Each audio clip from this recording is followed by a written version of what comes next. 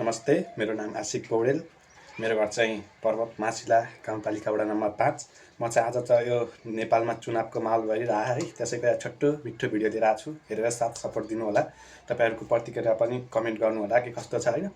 हाम्रो यो नेपाल तपाईँहरू उकास्न चाहनुहुन्छ भने चाहिँ योपल्ट चाहिँ हामीले घन्टीलाई जिताउनुपर्छ।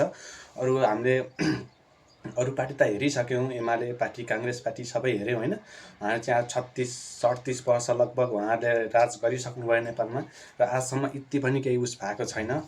अब यो चाहिँ हामीले मलाई जहाँसम्म लाग्छ घन्टी नै बजाउनुपर्छ है।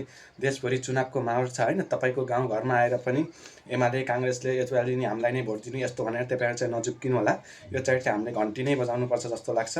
हाम्रो मासिला गाउँपालिका वडा नम्बर 5 र मासिला गाउँपालिका भुइँकोलाई नै म केन्द्रित गर्छु भने यो चाहिँ हामीले घन्टी नै बजाउनुपर्छ, किनकि आजसम्म हामीले काङ्ग्रेस एमालेलाई हालेर केही भएन। अब चाहिँ देशभरि घन्टी बजाउनुपर्छ। यदि बालेन शाह प्रधानमन्त्री भयो भने चाहिँ नेपालमा केही न केही हुन्छ है। केही नेपाल त्यो सिधै त झ्याप्पै त अरू देश जस्तो त हुँदैन, त्यही पनि अरू देशको चाहिँ नजिक चाहिँ पुग्न सक्छ।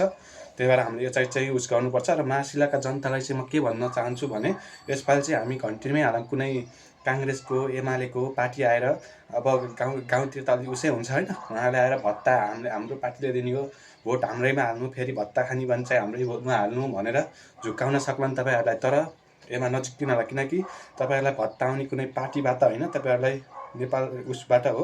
किनकि तपाईँहरूले जुन ट्याक्स दिनुभएको त्यही ट्याक्सबाट चाहिँ तपाईँहरूलाई भत्ता आउने हो।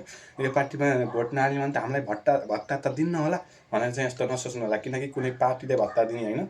र यो चाहिँ घन्टी नै बजाउनुपर्छ है। मासिलामा पनि मासिलाका जनताले नै राम्रोसँग सोच्नु होला।